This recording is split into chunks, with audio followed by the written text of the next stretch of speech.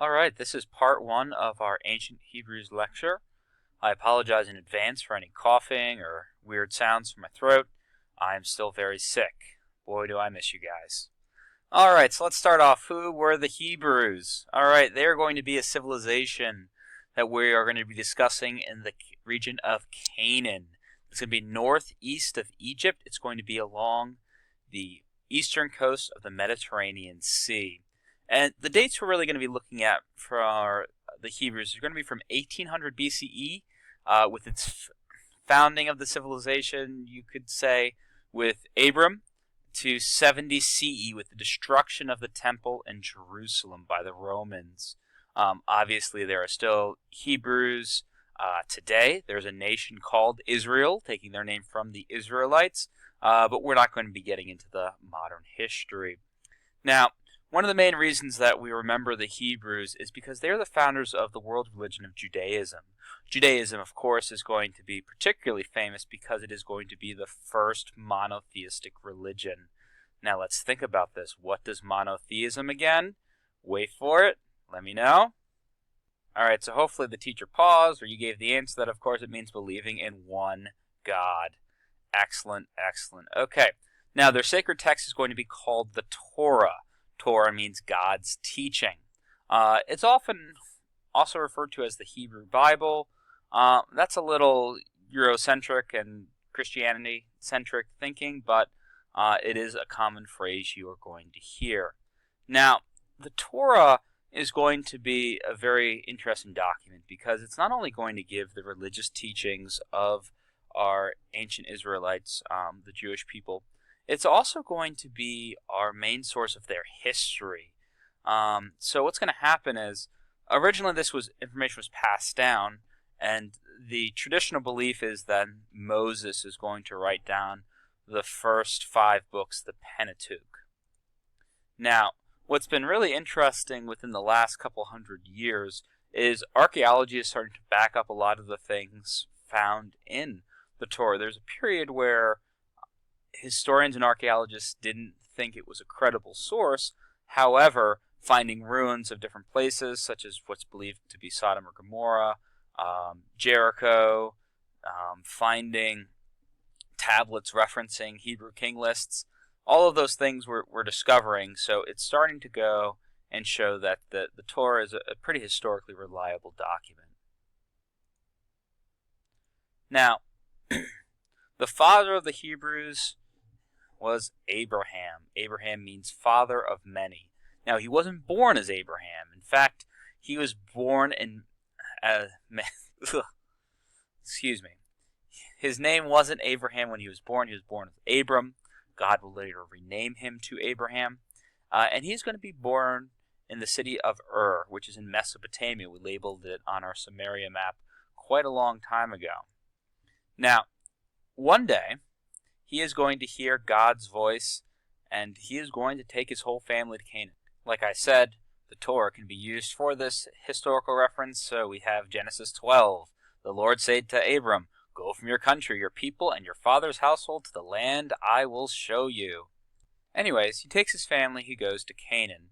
There, his people are going to be shepherds. They're going to have sheep, goats, other animals like that. And then we know historically that they're eventually going to go down to Egypt, to the Nile Delta. This is referred to in the Old Testament as the land of Goshen. Now, they're going to be farmers there because we know that it's such great farmland, but eventually the Hebrews are going to become to such a great number that the Egyptians are going to fear them and make them slaves.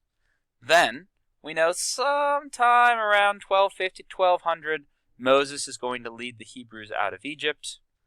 We then have the story of the Israelites wandering for 40 years in the desert as they try to get back to Canaan.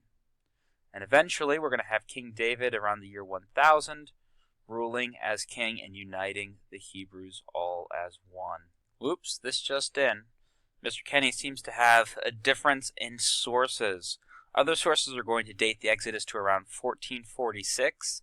I've seen both, so I'd write 1446 as well, and it's one of those things that had happened so long ago, and without completely solid evidence, we're probably going to be debating this question for a while.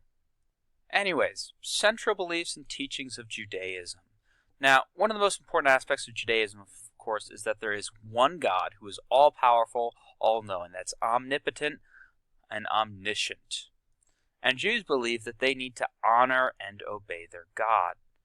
Also, unique to the Hebrews compared to many of the polytheistic religions is they believe they could directly speak to God through prayer. Now, we're going to see that law is going to be something very important for the Israelites. Now, the beginning of this will be the 10 Commandments. Moses got these on Mount Sinai, and these are going to be laws to go and show how the people of Israel can honor God. They can do this, of course, by treating their neighbor fairly, not lying, treating their parents with respect, not stealing, no murdering, so on and so forth. Now, we're going to see in the Old Testament many laws are going to be created, including how to prepare food. The kosher laws we'll get into briefly later. Now, another humongous difference we have with the Hebrews compared to the other civilizations we've studied thus far is they did not view their leaders as gods. As we talked about in Mesopotamia, we had the priest kings that were semi-divine. Then we go, of course, to Egypt, and we have the pharaohs literally considered as gods. The Hebrews aren't going to do this. They're going to see their leaders as men. Of course, this is because they believed in one God. Now, what is this called? Please, someone raise their hand.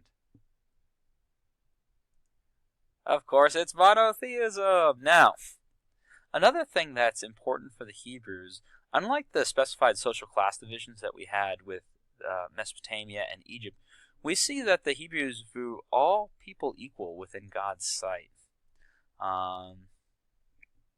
Important to know, rabbis are going to be Jewish teachers. That's the equivalent for Christians for a priest or pastor, for other religions as a priest. And we're going to have something called the Talmud, which is going to be something in addendum to the Torah, which is going to be teachings and oral traditions from different rabbis.